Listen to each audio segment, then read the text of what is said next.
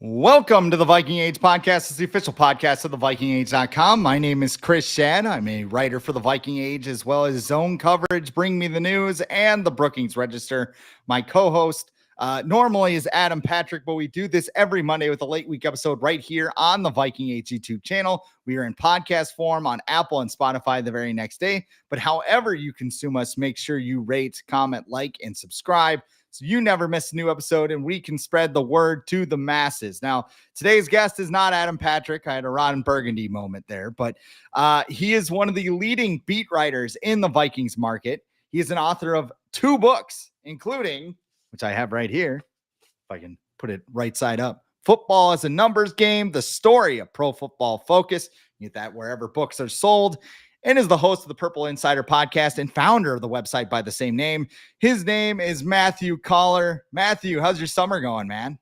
It's going good. Well, thanks for getting the book. I really appreciate that. I hope you enjoy it. I've heard from a lot of people that have bought it that didn't know much about the analytics movement in football and where PFF fits in. So if you're interested in such topics, then feel free to pick yourself up a copy. But as far as my summer goes, I've tried to do some strange stories and play golf. Those have been my 2 things. So I just put a golf net in the backyard. I got one of those mats that you hit off of that will not improve my game, I'm sure, but I'll have fun in the backyard. And then I just did a story that I put out about the meme from How I Met Your Mother that everybody uses when the Vikings screw up. And I interviewed the writer, and I've been doing a lot of that, trying to just take a step back from who's wide receiver 3 and think about some other ideas for stories and stuff. That's kind of what I do in the summertime, and do silly podcasts about random questions where people ask me to build a whole team of fullbacks and things like that. So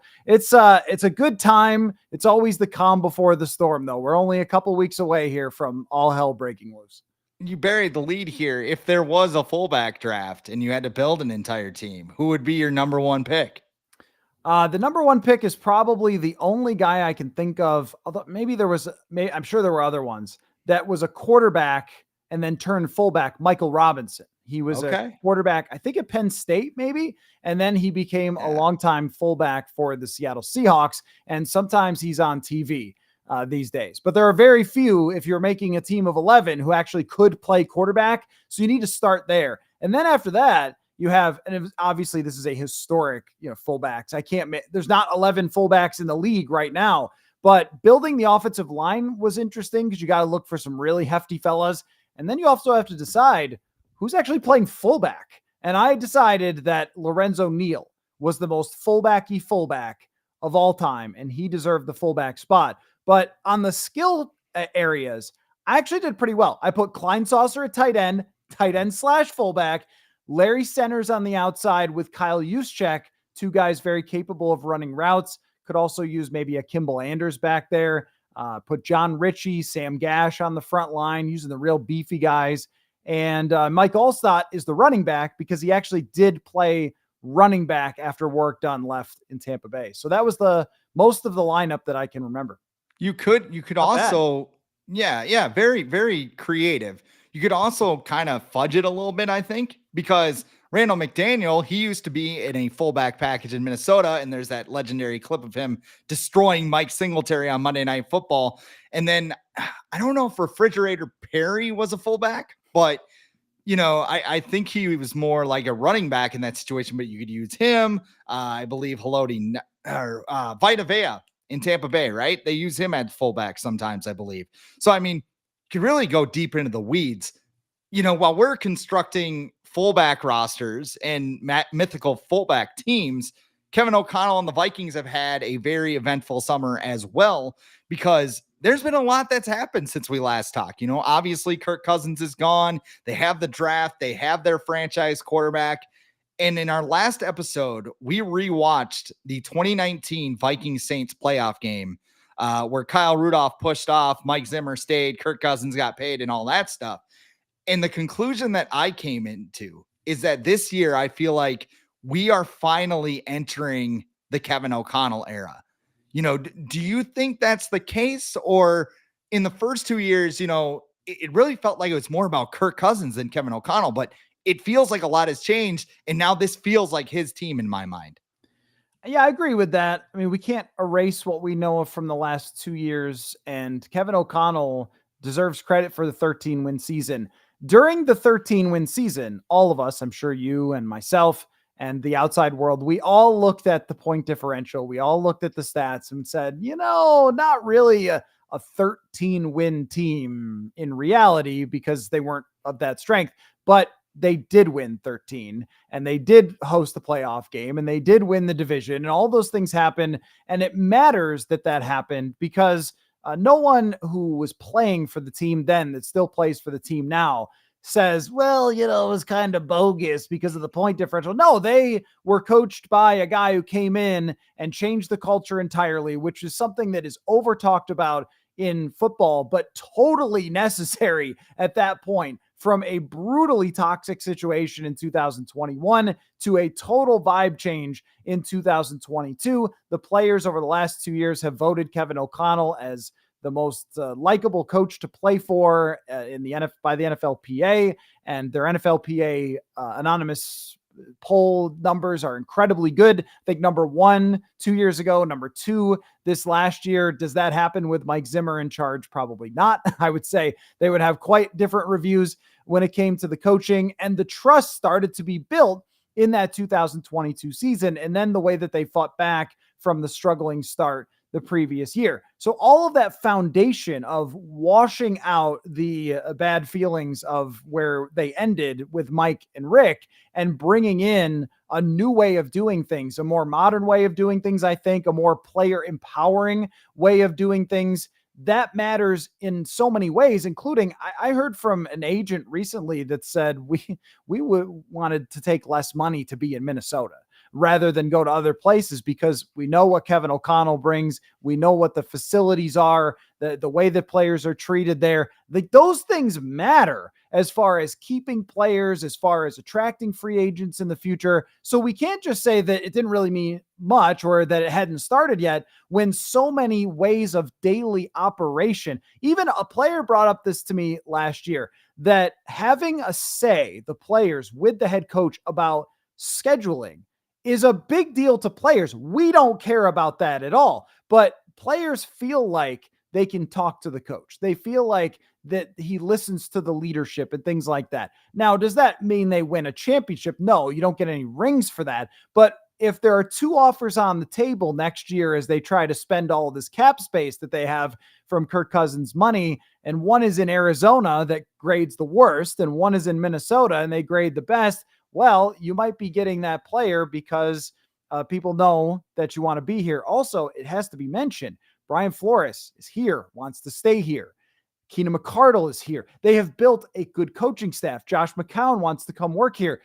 Look at the coaching staff under Mike Zimmer. They put Andre Patterson at a position that he wasn't ready for. They had Clint Kubiak at a position, offensive coordinator, that he wasn't ready for at that time. I mean, there's a big difference there that matters in those first couple of years. But who I think's team it is now officially really is Kwesi Adofo-Mensah, because he was the one tasked with kind of competing at the beginning, bring back Patrick Peterson, get Zadarius Smith, that kind of thing. And then going through this competitive rebuild transition with the roster. And once you draft your own quarterback as a general manager, now it's your team. So I look at much more of Kwesi Adofo-Mensah was managing the 2021 team into 2022, basically the same squad, then trying to fix the salary cap for the future from 2022 to 2023 in this awkward transition phase. And then now it becomes, this is your team. This is the start of his timeline. That's kind of the way I would look at it. And I've been guilty of kind of ripping his whole competitive rebuild approach through the first 2 years. But I think Kwesi has done this appropriately. Like, you go back to 2021, you mentioned it a little bit. It was toxic. Like, Patrick Peterson signed here. Yeah. But he had to do it for like, what was it? $10 million, $9 million. Like, they were paying him an exorbitant salary. You had other guys like Sheldon Richardson coming back. Bashad Breeland had that 1 year, $2 million deal. Like, a lot of people thought, all right, they fixed the defense. This is the greatest offseason ever. And they go out and, well, they're a 7-9 team or 7-10 or whatever it is now. Like, the past 2 years, Kevin O'Connell coming in, changing those vibes. You get to the playoffs. Last year, even when Kirk Cousins shredded his Achilles, like, could you imagine Kirk popping his Achilles on that 2021 team? They all would have abandoned ship. They abandoned ship anyway halfway through the year. Like, now this feels like a team. You have Kwesi going down, after Kirk goes in. And I mean, I can see it has a negative, but it's also a positive. Like, what do you guys want to do? Do you want to go for it? Obviously, they're going to say yes. But I mean, I don't think those things happen with the old regime. And in today's NFL, like, it matters. It matters if you have a coaching staff that's willing to collaborate. That's the buzzword, right? In Kwesi Adolphus-Mensah's tenure, he collaborates with guys. Now, he's turning a corner. We're 2 years down. A lot of veterans are gone, and he's putting his pieces together. Like with Kwesi, how important do you feel 2024 is in that process to have another winning season, build that culture? Or, is this a season where, I kind of heard you use this term before. Is this a season with vibes? Like, hey, if we win 10 games, that's awesome. If we win 7 games, we get a high draft pick. Like, what's the vibe heading into this season? So I think you could look at it 2 different ways. I mean, in one way, they understand that this is not necessarily a team that is ready to compete for a championship. And Kwesi has mentioned 2-year type of window.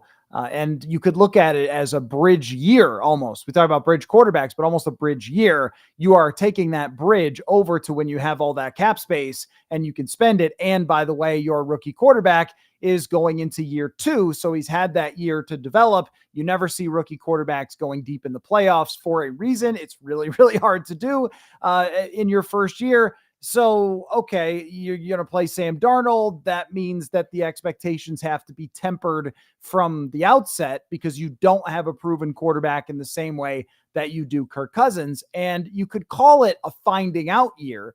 And last year was a finding out year in a lot of ways as well. We found out that Josh Metellus is really good at football. I didn't know that. You didn't know that. And then we found out. And the same thing with Ivan Pace, where we probably did this podcast a year ago and I went, yeah, it's kind of interesting, but I mean, I don't know. He's a UDFA. I've never seen a UDFA become a starter and then be great. And then, well, now I have because Ivan Pace Jr. did it. But at this time, we didn't know that. And so there will be opportunities at the wide receiver position. Ty Chandler is another guy. Blake Brandel is another guy. You could go through the roster, find out how good Dallas Turner is right away. Find out with this cornerback situation, can Mekhi Blackman play or not? Is there something there with Shaq Griffin, who's not that old, for the future that they could re-sign him? Are you going to extend Byron Murphy Jr.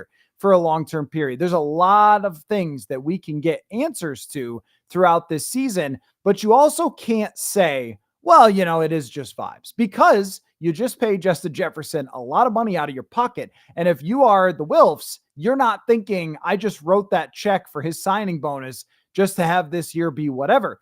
The Wilfs have made it clear. I think it's sometimes frustrating through the years of not wanting to take a step back. Also respectable in the same way because they really care about the record. They want to be in the playoffs. They want the team to win all the time. And I've said before, if the biggest fault of your ownership is that they want to win all the time, then you have a pretty good ownership in the NFL. You're not knocking people's hats off or throwing drinks on fans like in Carolina or something like that. You have an ownership that invests a lot into this and expects results in return. So for Kevin O'Connell, it matters. And I wrote an article about this a lot too toward his extension. Because after this year, if the reporting is correct and he signed a 4-year contract when he took the job, then after this season is the time to negotiate a new deal. If you take a Sam Darnold team and you go 10-7 and make the playoffs, like a Mike Tomlin type of overachieving year where the coaching gets you there into the playoffs, but you're not quite good enough. Well, we're talking about give him a 5-year extension for whatever he wants at that point, because it will have been 3 to 4 games over what was expectation from the Vegas odds. But if you live up to the Vegas odds and you win 6, then we're still in I don't know mode on the head coach. If you can only win 6, I know it's not a great quarterback situation, but you're supposed to be the quarterback guy. And how long are we talking? A 2-year extension at that point? Are we talking feeling more year to year? Let's see what happens with JJ McCarthy. So I think all of us, we can logically look at it and go, well, yeah, I mean, 6 wins, that's okay, because it's really 2025 where they're supposed to take off with this roster. But Harrison Smith didn't come back for a 6-win season. He came back to get in the playoffs again, right? And Justin Jefferson didn't sign that deal to be perfectly thrilled with whatever is to come. So there are real expectations for this year to be in the playoffs, or I think the most likely outcome is probably that they have a Lions 2022 type of year where maybe they don't make the playoffs, but they're right there. They're battling to the end, and maybe you make it, maybe you don't, depending on all the other scenarios. That's where I think that you would have some pretty big confidence in what they're doing. But if it's a really bad year, then you're going to look around and go, I don't know. I don't know if this competitive rebuild thing is going to work, even though I know they have a lot of money to spend in the next offseason. Like, I think the best case scenario for this team is what the Packers did last year, right? Because they go into last year, they have the youngest roster in the NFL. They're putting Jordan Love at quarterback to replace Aaron Rodgers. He goes, I don't know, they're screwed. They start 2-5. Like that's the other thing that Viking fans need to have. And I've said this before. There needs to be patience this year. If they start 2-5, don't start trying to fire the coach or declare JJ McCarthy a bust or any of that stuff. Like, you can turn it around as the season goes along. That Lions season you talked about, I think they were like, what, 2-8 when they started? And then they started rattling off all those wins, and Dan Campbell's bouncing the Packers out of the playoffs to end the season. Like, if the Vikings can do what the Packers did, or even the Rams, who were the 6th seed last year, and they gave Detroit a pretty good fight in the wild card round. Like, I think that everybody's going to feel really good about the direction of this franchise. And I think, if they do that, there's a good chance that JJ McCarthy is starting under center, don't you think?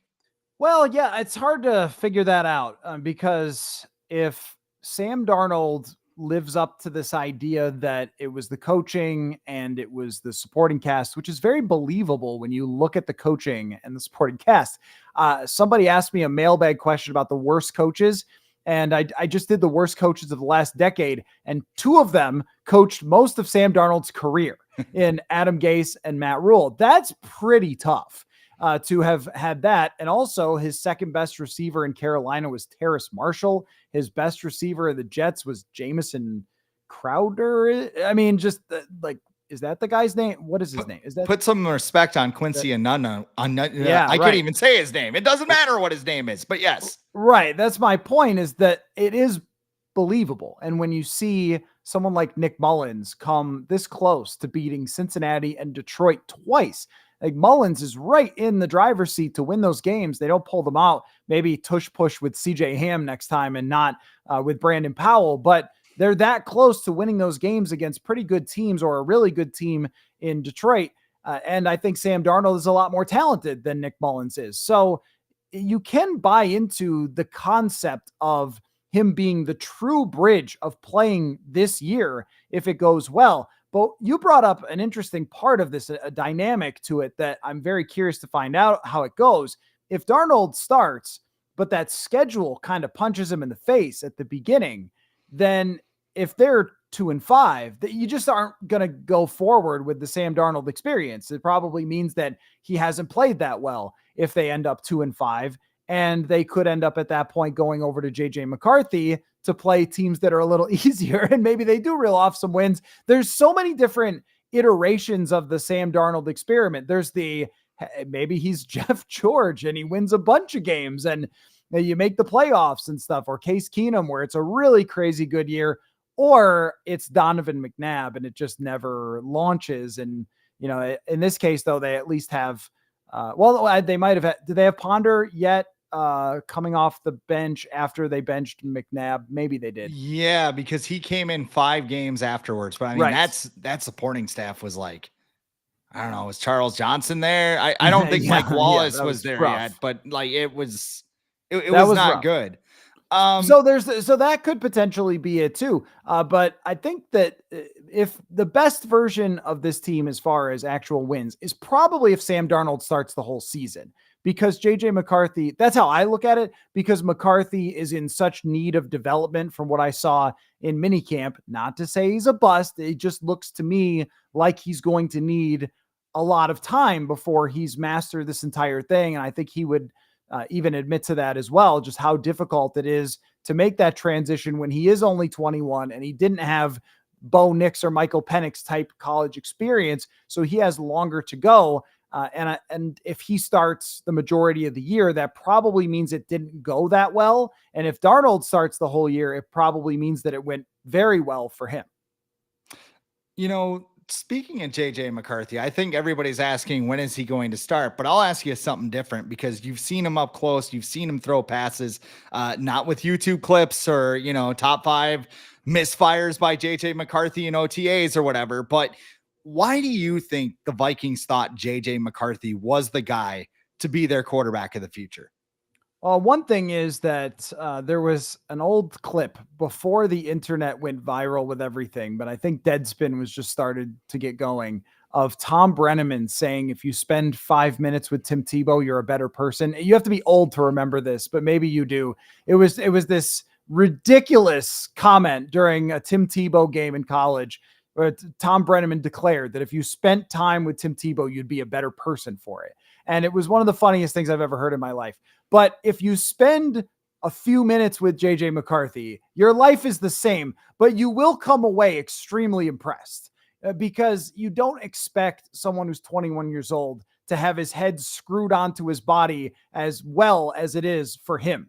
Most of us at 21 had no idea what we were doing with our lives, probably quite immature and lost in this universe. Whereas JJ McCarthy, since he was in 5th grade, has understood exactly where the Lord was going to take him. And it was to the NFL in the first round of the NFL draft. And that's where he is. And I think he has the exact right mentality and the obsession with football that you saw from someone like Kirk Cousins, where it's just this dedication to, I'm going to do everything I possibly can under the sun to make this work and to be the best version that I could possibly be. And when you get that sense from someone that is that dedicated to it, and you add it with pure arm strength, of which he has a ton of, mobility and athleticism, which he has a lot of, I wouldn't say that it's on the level of the great running quarterbacks in the league, but playmaking outside the pocket, throwing on the run, things like that, where he really excels.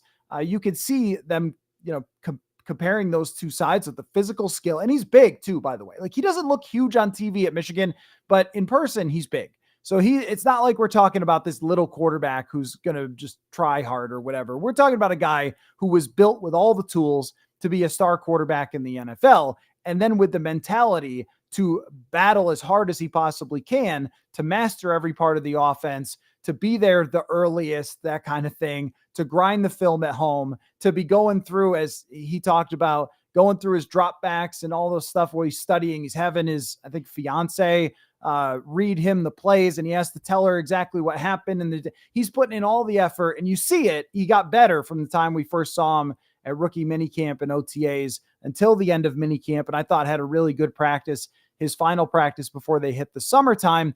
And somebody like that with all those things going for them sounds like your franchise type of quarterback.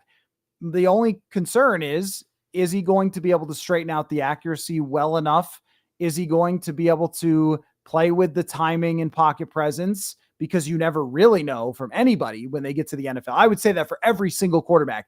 Pocket presence in college, meh, whatever. Just exist back there and you'll be fine. In the NFL, everything is timed out and it happens really fast and the dudes are coming to kill you and all that stuff. The defenses are very complicated. The seeing ghost thing is real. That happens. So how quickly can you truly process when you're actually standing back there? All those factors go for any rookie quarterback, but the tools and the things that correlate to success, I think JJ McCarthy has a lot of those things. One of the things they talked about too during the pre-draft process, and you alluded to it a little bit with Sam Darnold in New York, the infrastructure, right? They have the weapons around him. They have the coaching staff. I believe there was an article over at The Ringer that put the Vikings supporting staff 4th as far as the greatest supporting cast for a rookie quarterback. And number 1 on the list was 2000, which helped Dante Culpepper take the Vikings to the NFC Championship game. You know, which quarterbacks do you think had the better support system? Was it that 2000 team or is it that 2024 team? And does it give it a run for its money, or do you think it's overblown? Or what do you think about the support system that JJ McCarthy or Sam Darnold has coming into the season? Yeah, the overblown part is interesting to me because I think that there are a lot of quarterbacks in the NFL that could blow in the wind one way or the other. So if the wind pushes them into a bad situation, they'll just be bad. And if the wind pushes them into a good situation, they'll be pretty good. I don't know. Maybe I'm wrong to say Justin Fields, but he might be that way. Was put into one of the worst situations that you were going to find: bad offensive line, bad coaching situation. Then they fire the coach, and then the next group wants to tank, and then that doesn't get much worse than that. And he doesn't have any great wide receivers until he's got DJ Moore. I'm not saying he would have been great otherwise, but it's a horrendous situation. And the same thing with Sam Darnold. I guess we're going to find out when the wind blows the other way with Sam Darnold. But if Sam Darnold is drafted by the 2024 Vikings, I don't know how much better he would be, but I am damn sure he would be better than he was with the New York Jets and Adam Gase coaching that team, who Le'Veon Bell was just throttling on Twitter the other day. And I thought, well, the man has a point. I don't think he's just being a hater, but there is a certain level where it doesn't matter anymore. I think that Dante's situation was probably a little better than this. It's close. Maybe a little better. Probably Randy Moss versus the average wide receiver is way better than Justin Jefferson, because receivers have gotten a lot better and offenses have gotten a lot better at highlighting receivers as opposed to just lining them up outside and having them run deep or whatever. So I think that there was more of an advantage of having Moss then than there is of having Jefferson now. That's not to disparage Jefferson. It's just the gap was maybe wider, or the advantage was maybe larger when you had him. But it's pretty similar to come in. And then I think the coaching situation being very stable with Kevin O'Connell and him being a former quarterback. But even, you go back then, it's the ownership is more stable now for sure. The team can spend more money now for sure. So it's pretty darn comparable. I think if JJ McCarthy reaches the baseline of being a good quarterback, then this group will push him forward to being a very good quarterback. If he does not reach that baseline, there's no helping it. It's kind of like with Mullins. There's no making Nick Mullins not throw interceptions. There's no coach. There's no receiver. There's no magic potion. That man, if he plays quarterback, is going to throw a bleep ton of interceptions, and there's nothing you can do. So if there's something like that with McCarthy, if he can't figure out how to be accurate, well, then there's not a whole lot that Justin Jefferson can do if it's flying 10 feet over his head. But as hard as the kid works, we have seen quarterbacks, especially young ones, improve that accuracy over the years as they develop. So I think that it is a massive, massive factor. Even when you're drafting someone, the confidence that you have, the way I look at it is every draft pick has its own percentage of success. When we say, well, this percentage of first rounders work out, well, it doesn't work that way because they're all different. So based on his stats, based on his makeup, based on his skills, based on the circumstance, what is his numbers? The coaching and the circumstance push his numbers farther towards success. That doesn't guarantee anything, but maybe it was a 50% chance before, but now it's a 60% chance. Or maybe it was a 40% and now it's a 50% because of what you have here. And what's funny is never trash a potential sponsor, but I was looking on Prize Picks, which now has season-long lines. Did you see what Justin Jefferson's yardage total is for next year? No, I didn't. Their over-under is about 13,000 yards, or 1,300 yards, I should say, not 13,000. That'd be insane. That'd be crazy, yeah. But I laughed because I thought about it, and I'm like, okay, everybody's like, well, with Kirk Cousins was, excuse me, live YouTube. But, just Kirk Cousins was giving Justin Jefferson the ball and he struggled afterwards. I looked it up. Justin Jefferson still had 100 yards per game without Kirk Cousins, with Nick Mullins chucking interceptions everywhere all over the place. And by the way, they almost won in Cincinnati. They had a shot to win when Detroit was here. And I think in Detroit too, the game was close until the third quarter. So, there are ways to make up for it. I think that it would be in the best interest, though, if you did see that improvement from McCarthy. And it might not be this year. It might be like Dante, where in 2000, he comes in, he takes the field, and he takes charge. Well, and even with Justin Jefferson, he didn't play that whole game against the Raiders. He barely played in that game. And so when you talk about yards per game, it would have been much higher if there hadn't been a bad throw that caused him to almost die. So that it just shows you how unstoppable Justin Jefferson is. And I think historically, number one wide receivers, even with struggling quarterback play, still put up a lot of numbers. I mean, Devontae Adams still caught a lot of passes last year, despite not having Aaron Rodgers. Not quite the same, but Aiden O'Connell still pumped the ball. If anything, bad quarterbacks push the ball to their number one receivers more because they're not trusting reads or anything like that.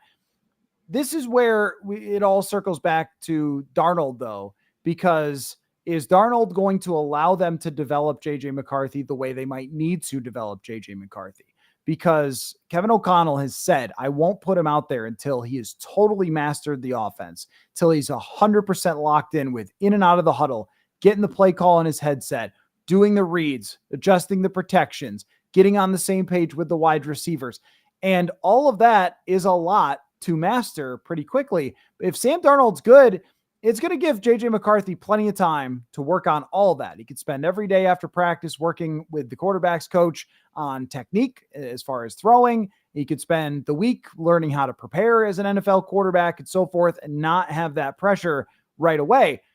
If Darnold is pretty good. And you could also see, because of Justin Jefferson and how good he is, that Darnold could be pretty good right away. And that's the ideal scenario. If you get into a spot where Darnold is struggling, we saw them push Jaron Hall in after the 4 interception game by Nick Mullins because Kevin O'Connell was frustrated. It's way easier to say in July, well, yeah, we're going to take it slow and everything else, than it is in October when you've been struggling with that quarterback. And then if McCarthy does get thrown in too quickly, what does that look like? Because I remember with Justin Herbert, there's a lot of Justin Herbert vibes with McCarthy in the way that draft analysts were not all completely sold on him. The accuracy was maybe a question. The offense was a question. And, the guy has really good tools. But Tyrod Taylor started that year, and then a doctor punctured his lung or something. Yes. And Justin Herbert just had to go in. And I don't think anybody thought Justin Herbert was really ready for that until he was. And you never really know until the guy gets in. And that's what makes this so difficult to predict and project and everything. I mean, your thought was about Jefferson. That makes it all easier. But in terms of trying to predict what Jefferson's going to do, it probably does matter a difference between Darnold and McCarthy, though. Moral of the story as well: don't hire Dr. Nick as your team doctor. It may save a couple bucks on the bottom line, but in the end, you might puncture the lung of your quarterback. We started the show talking about our summer plans. It is June 28th as we record this, which means we're about 1 month away from Vikings training camp. Let me start by asking this. We've already talked about the quarterbacks. What is your most intriguing non-quarterback storyline heading into training camp? It's obviously the kicker, Will Reichard. He looked excellent in practice. We saw him show off the leg. I'm only sort of kidding because that is actually a major part of the intrigue. When you draft a kicker and he's the all-time leading scorer at Bama, it comes along with something there. And I did a story about him just even since he was in 6th grade, that he's been a kicking prodigy, that he's been way ahead of what you would expect. And then he stayed in college for an extra year to even work on it to make sure he was 100% ready for the NFL. And now here he is as a draft pick that they're pretty happy about, I think, and ready to solidify that position that's just been all over the place in Vikings history. I don't need to go through that. So actually the kicking competition does have some intrigue to it. Only with this fan base would I say left guard. I don't know how many other, maybe everybody's obsessed, but this fan base in particular has been so beaten down by these guard positions that Blake Brandel becomes an interesting story. It's probably, if you're talking about really, it's probably the wide receiver competition behind Addison and behind Jefferson, because Hockenson is unlikely to play right away. It might even be 6 weeks. He might have to come back after the bye. The injury and the timing of the surgery really put him back. So who's the wide receiver 3, and does anybody emerge? And is there any Mankato receiver in the house that can develop into, the next good wide receiver from out of nowhere? You got a bunch of guys. You got like Lucky Jackson and Malik Knowles and all these players. Jashawn Jones caught my eye a bunch of times during training camp. Kevin O'Connell didn't sound super thrilled about that group when I asked him. The Jalen Nailor mystery. Jalen Nailor is either going to be a really good receiver or someone we talk about for ages of why didn't that happen? They always brought up Jalen Nailor, but it just never came to fruition. So we're really going to see there. And then Dallas Turner on the defensive side. Where does he fit in? Where is he playing? What are the early returns? You can see the flexibility, the explosiveness, the coordination of this guy, and the intelligence when you talk to him. The other players seem very impressed. It's mini camp. Once the pads come on, are we noticing him on a daily basis? And I'll throw out one more for you. How about anyone from the 2022 draft class? Anyone, just someone, be something.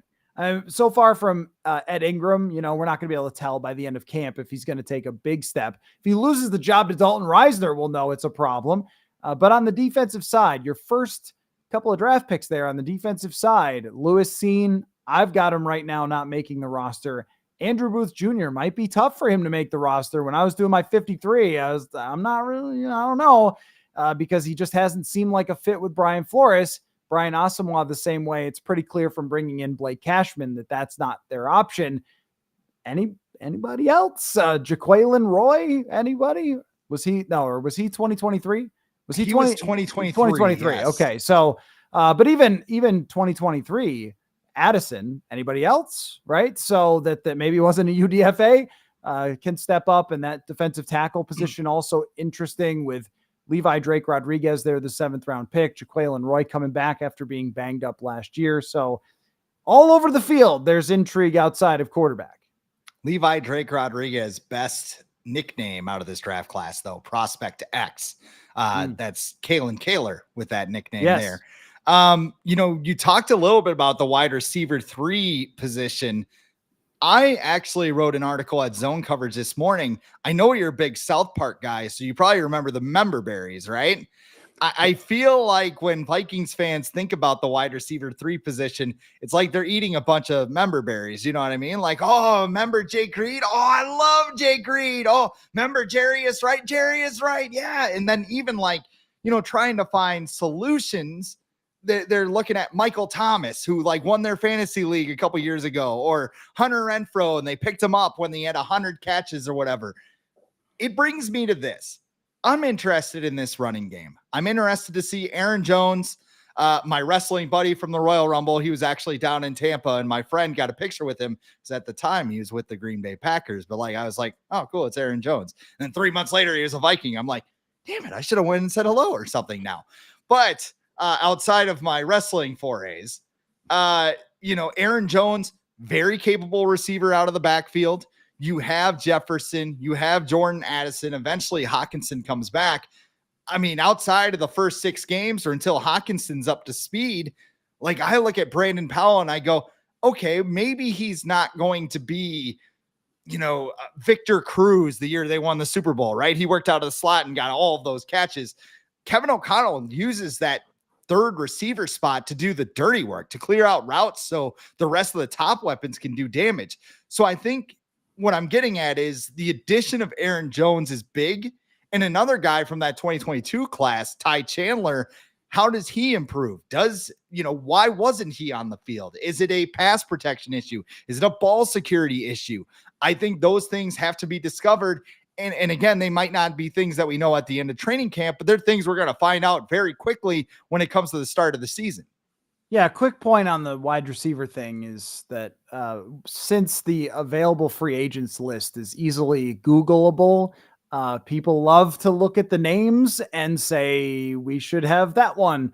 But there's a reason they're here. I mean, there's just not very many examples of guys who are picked up in early July at the beginning of training camp that are going to be difference makers. I mean, didn't folks try to talk themselves into Josh Doxson maybe potentially being a difference maker, or Michael Floyd, or a number of other guys who have come in, Tajay Sharp, Kendall Wright, Jordan Taylor, Tavares King. Didn't Kirk Cousins give like the most lukewarm endorsement of Josh Dotton? They're like, hey, you played with him before. And he's like, yeah, he's a guy. He's a receiver. We could use him, but I remember a press conference that was largely dedicated with Cousins to Josh Doxson. I do not remember the commentary exactly, but certainly that signing's biggest moment was the press conference because it never turned into anything. So there's a reason why teams aren't bringing in Hunter Renfrow. He was of receivers who were targeted at least, I think it was maybe 50 times last year. He was the lowest graded by PFF. Like whatever happened last year, it's just not there with Hunter Renfrow anymore, and nobody else seems to think so. Michael Thomas, I think you're asking for problems there, right? Doesn't this guy tweet about his quarterbacks if he doesn't like how it's going? That's not really what they're looking for here. You've got a better chance to throw a bunch of randoms into a room and have them run a bunch of routes and get someone better than a washed up free agent that's very unlikely to work for you. And wide receivers are so sought after right now in the league, probably the second most valuable position. I mean, if somebody's good, a team will sign them. I promise you. Sterling Shepard got signed. I mean, that guy has been broken for a while and someone's still trying it. Julio Jones, who did he play for last year? Like Philly or somebody? Yeah. I mean, if he didn't sign till November. Yeah, if you can catch a ball, you're going to get interest from the NFL. On the running game, though, Aaron Jones, if he's healthy, and last year after he came back from some injuries, he was spectacular. If he's healthy for 14 games, it should be a completely different scenario than we've seen over the last 2 years because he is a good pass protector. He's a great receiver out of the backfield. He's probably, other than Christian McCaffrey, one of the best at receiving out of the backfield in the entire NFL. He brings a leadership element to your offense that if Sam Darnold needs anything, anytime, or JJ McCarthy, this is a go-to guy. This is somebody who takes the leadership weight off of the shoulders of whatever quarterback we're talking about because he is the guy. That's another person that as soon as you meet him, you spend a few minutes talking to him, you get it. Like you get why everyone raves about Aaron Jones all the time. Just has the right mentality. He wants to make everyone around him better. And then, by the way, he averages 5 yards a carry for his career. And last year, that wasn't a huge drop off from that, especially in the playoffs. If he's banged up and it's not the same guy, it's going to be tough again. But if he's healthy and it is close to the same guy, then we should see a huge improvement. The only thing I wonder about is, will Kevin O'Connell commit to the run game? And if he doesn't, I don't think it's a tragedy because passing is going to win for you regardless, but it needs to be better. They've been one of the worst running teams in the league over the last 2 years. Certainly some of that was Alexander Mattison being in over his head. I haven't felt that they've had a real identity. Maybe Aaron Jones helps them form one. I haven't felt like they've had a cheat code or a go-to play like the Gary Kubiak outside zone where they just mastered that thing. And in 2019 and 2020, they knew exactly step for step how to block for that, how to run behind that. And it seemed over the last 2 years, it's sort of throwing a lot of stuff at the wall. Well, this week we're going to run this kind of thing. And next week, well, maybe we'll try something different. They've just never found what really works for them. And the play calling with Kevin O'Connell, he's never really found where running is supposed to fit in. It's just like pass. Oh, I haven't run in a while. Maybe I should just run. And then you get 3 yards and then you pass again.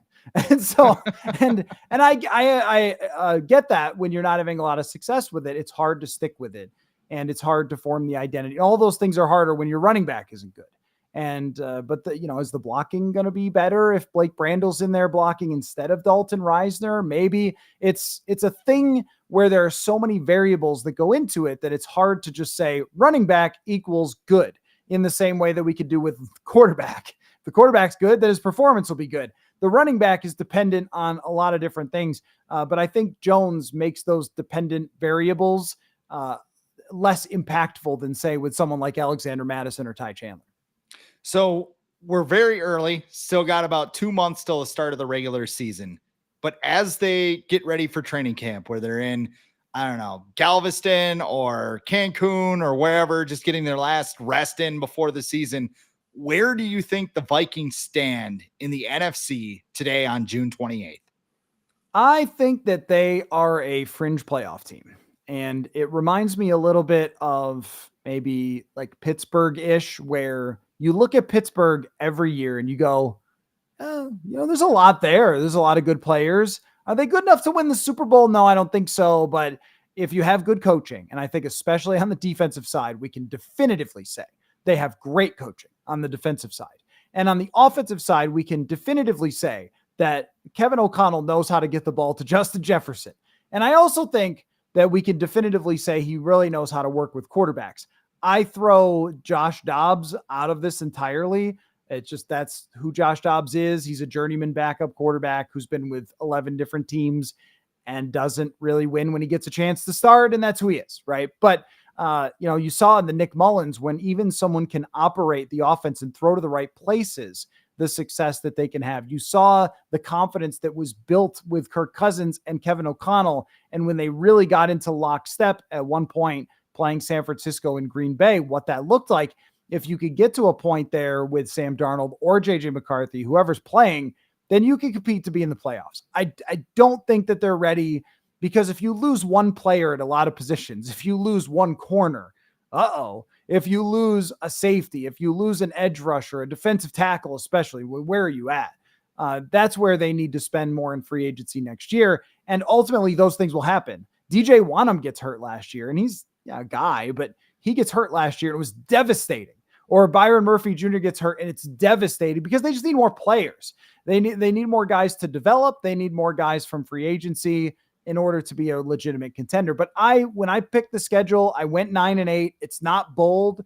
It seems like probably the safest pick, though it is over I think it's 6.5, what most sports books have them. I definitely have them winning more games than that, but I don't think that they're there as far as being up there with Detroit. I mean, I saw this thing people are getting all mad about, where the 33rd team picked the best player at every position in the NFC North, and it was just all Detroit players. And, it's not that far from the truth. I might go Christian Darrisaw over Taylor Decker. And of course, Jefferson's on the team. But other than that, though, it's a lot of Detroit Lions. And so there you have to go another offseason or another 2 years probably of developing players, finding free agents and key players to be at the level of Detroit's roster right now. That's what you're chasing. So that's out in the future. I think this year it's not quite there yet. It's almost like a simulation for Vikings fans, right? Like we have to chase Detroit. How is Detroit? Well, like you said, you got Amon-Ra St. Brown, you got Aiden Hutchinson, you got Penei Sewell, you have their offensive coordinator, Ben Johnson. They added Kevin Zeitler, which is an upgrade, even though they had a good offensive line last year. Yeah, I mean, a lot of people are kind of crapping on the Lions, thinking they're going to go down the toilet. I could see them being at the top of the NFC North again. I could see the Packers hanging around there. Hell, I could see the Bears hanging. I mean, the division's going to be really interesting, and I think it's going to produce one of the most fun seasons for the Vikings. Like I wrote this at the beginning of the season. The Vikings need to make this team fun again. And I think they do. I think going into the season, there's a lot of curiosity. There's a lot of excitement. And I think fans are going to have, I don't want to say an enjoyable experience, because that goes out the window when they're in another one possession game in the fourth quarter and in September. But I'm really looking forward to the season and seeing how things fall into place. I agree. I think that this year goes under when I was thinking about this the other day, because I had a guest on my show covers Detroit, and we were talking about how expectations shape the feelings of a fan base, where Detroit last year, everything was a surprise and it was very exciting. It was, wow, okay, they're going to be this good, huh? This is crazy. They want to get, there's a lot of firsts, you won the first playoff game since however long, first trip to the NFC Championship since however long. And now it's miserable because you have to win or it sucks. And that's so much different than where the Vikings are. Where the Vikings are, if you win 9 games, you go, okay, well, wow, then that means people did their jobs. That means people emerged. It means that there were surprise performances you didn't expect, that the quarterbacks probably played pretty good, and you're going to feel good about the future. And then in 2025, if they go 9-8 again, it's going to feel like you disappointed. Isn't that crazy? Like Jacksonville, for example, didn't they have the same record the last 2 years or something just like that? Yeah. 1 year they make the playoffs and they get that comeback win. Everyone feels great about Jacksonville. The next year they have either a similar or the exact same record, and they miss the playoffs just because that's how the cookie crumbled. And now it's a hot seat. Trevor Lawrence stinks. Doug Peterson it's crazy how much these things change. So I would say to people, embrace a year where it feels less pressure like it did under all the Kirk Cousins seasons. All the Kirk Cousins seasons, every loss is a travesty because you were here to come win the Super Bowl with a team that went to the NFC Championship. So every time you lose, every disappointment is like, what are you here for if not for that? Why did they pay you if not for that? Everything funneled back to that one decision. And we're talking losses 6 years later. It just they lose the game in Kansas City was to go to 1-4 or something, right? Against Kansas City here. I think whatever game it was to go 1-4. It's the same sort of, why did they bring you back if this was what was going to happen? This year, you don't really have that. And if Sam Darnold or JJ McCarthy, if they're good, if they're fun, then you can enjoy that rather than feeling like if you lose, every single game is a referendum on one person's contract and a decision that they made 6 years ago. Right. And so that like weight has come off the shoulders of Vikings fans. And now Vikings fans can, it's like the sickos meme, right? Where the guy's looking through the window and he's just like laughing hot. Like it's Vikings fans watching the Falcons go through the same thing that they've gone through the last 6 years. Just like trying to tell you, trying to warn you, just didn't listen. What's going on at Purple Insider, Matthew? You got a lot going on. I talked about your book a little bit. What's all going on with your Vikings coverage right now? Well, this week has been actually really fun. It's been random questions week. So I got a ton of fan questions that are totally off the wall and strange. Well, we talked about those, about the 11 fullback team. So people can go check out those episodes. Those have been pretty fun. I did that with the Lions reporter, just asked them totally random Lions questions. Like what if Matthew Stafford had not been traded? Where would they be right now? So things like that. And the How I Met Your Mother piece, I think a lot of people would really enjoy because the episode called Little Minnesota that has now been memed a million times, gift, whatever you want to call it, a million times. I found the writer and found the origin of his Vikings fandom that led to him writing that episode. So that was a really fun story. I got another one coming next week that I think is going to be pretty cool as well about one of the draft picks for the Vikings. So a lot going on. I'm using my time where I don't have to travel out to TCO Performance Center to sit at home and think of totally weird stuff that I can write about. 1999 NFC Championship game. Damn. That's the one. Where can people follow you on social media, Matthew? At Matthew Coller, they can follow the Purple Insider account. Twitter is usually where I exist. I just didn't think TikTok was going to be a thing. And then it became such a big thing and I just never got on it. So sorry, everybody who's only on TikTok, but that's the main place. PurpleInsider.com has everything. The YouTube, we're growing on the YouTube. So I say we as if there's more people. It's really just me. So anyway, whatever. Type in Purple Insider somewhere. I'll probably come up. Well, thanks for coming on, Matthew. Once again, go get his book, Football is a Numbers Game, The Inside Story of PFF. I'm reading it right now. It's a great read. Get it wherever books are sold. But that's all the time we have for the Viking Age podcast today. We do this every Monday with a late week episode right here on the Viking Age YouTube channel, and we're in podcast form on Apple and Spotify the very next day. But however you consume us, make sure you rate, comment, like, and subscribe so you never miss a new episode and we can spread the word to the masses. For Matthew Coller, I am Chris Schad. This has been the Purple Insider, the Viking Age podcast.